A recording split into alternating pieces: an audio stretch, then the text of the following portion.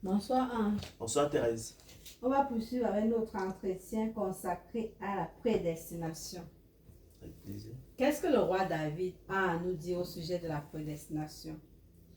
Bien, merci Thérèse.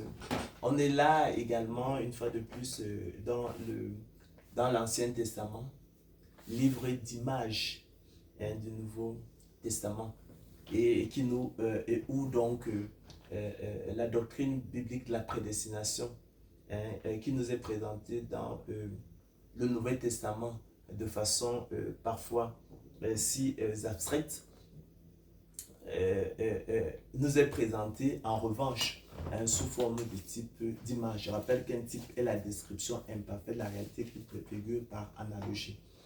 Là aussi, vous savez, tu sais, c'est le roi David qui nous parle de la justice sans les œuvres. C'est lui qui effectivement, cette expression-là revient, la justice sans les œuvres, c'est-à-dire qui est donc synonyme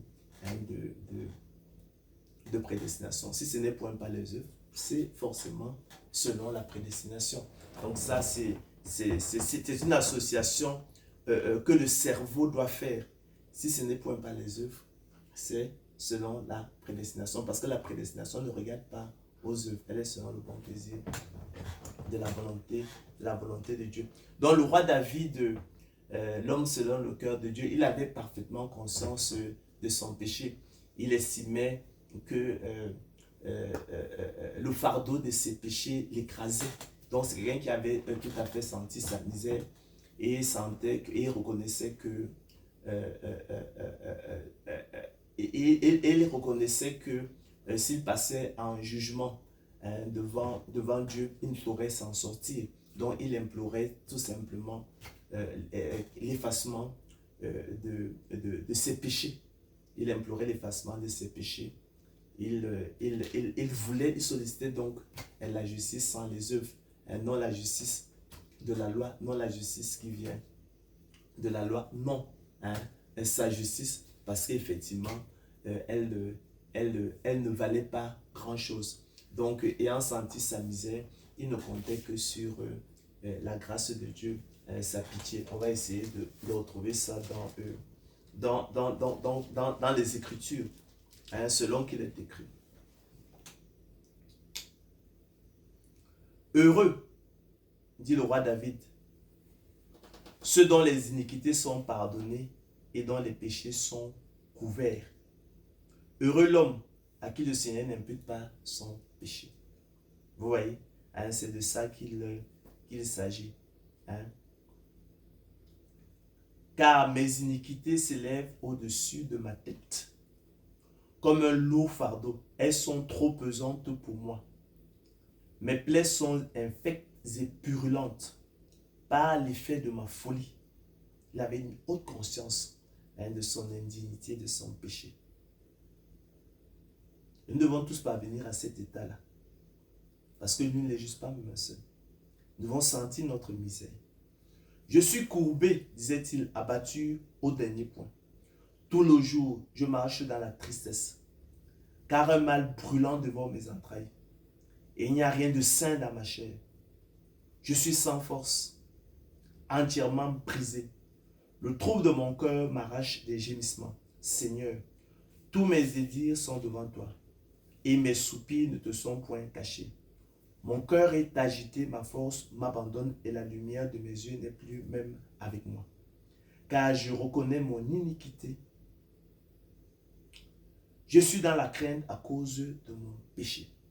Donc son seul espoir, ça restait effectivement que Dieu couvre son péché, que Dieu ne lui impute pas son péché, que Dieu ne regarde pas son péché. Donc, et c'est ça qu'on appelle la justice sans les œuvres. Et qui procède donc de la prédestination. Dieu va retenir son péché à certains. D'accord? Ça, c'est la loi. Mais pour d'autres, il va les couvrir. C'est la justice sans les œuvres, c'est la prédestination. Ça, c'est le lot de ces élus. N'entre pas en jugement avec ton serviteur, n'entre pas en jugement avec moi, car aucun vivant n'est juste devant toi, dira-t-il dans le psaume 143, 2. Heureux celui à qui la transgression est remise, à qui le péché est pardonné. Heureux l'homme à qui l'Éternel n'impute pas d'iniquité. Tant que je me suis tu, mes os se consumaient. Tant que tu vas te confier dans la chair, tant que tu vas t'enfermer dans tes vaines illusions, oui, tu seras détruit. Il dira, mes os se consument. Tu seras broyé. Parce que ce n'est pas la voix de la vérité, mais c'est la voix du mensonge. Je gémissais toute la journée, car nuit et jour, ta main s'apesantissait sur moi. Ma vigueur n'était plus que sécheresse, comme celle de l'été. Je t'ai fait connaître mon péché. Je n'ai pas caché mon iniquité. Hein? Mais ceux qui mettent leur confiance dans la chair, c'est parce qu'ils n'ont pas conscience de leur maladie. Ils croient qu'ils sont justes, ils croient qu'ils sont saints. Grossière erreur. J'ai dit, j'avouerai mes transgressions à l'Éternel. Il faut reconnaître au contraire ton iniquité, ton indignité.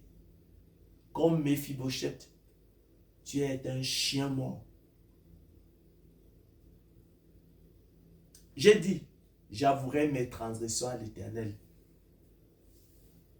Et tu as effacé la peine de mon péché. Poussez des cris de joie, vous tous qui êtes droit de cœur, vous qui avez le cœur droit, qui reconnaissez effectivement votre indignité, qui sollicitez pour cela donc la pitié, la miséricorde de Dieu, la justice sans les œuvres, non pas votre justice, d'accord, qui n'est que de la boue. Vous dites que vous avez fait ci, vous avez fait ça, vous avez accepté le Seigneur Jésus-Christ, vous avez cru au Seigneur Jésus-Christ. Histoire, quel est leur? Aussi, celui qui cache ses transgressions ne prospère point, mais celui qui les avoue et les délaisse obtient miséricorde. Selon qu'il est écrit, si nous disons que nous n'avons pas de péché, nous nous séduisons nous-mêmes et la vérité n'est point en nous. Si nous confessons nos péchés, il est fidèle et juste pour nous les pardonner et pour nous purifier de toute iniquité. Si nous disons que nous n'avons pas de péché, nous le faisons menteur et sa parole n'est point en nous, car il n'y a point d'homme qui ne pêche. Donc, l'histoire de David nous parle effectivement du bonheur de l'homme à qui Dieu impute la justice sans les œuvres.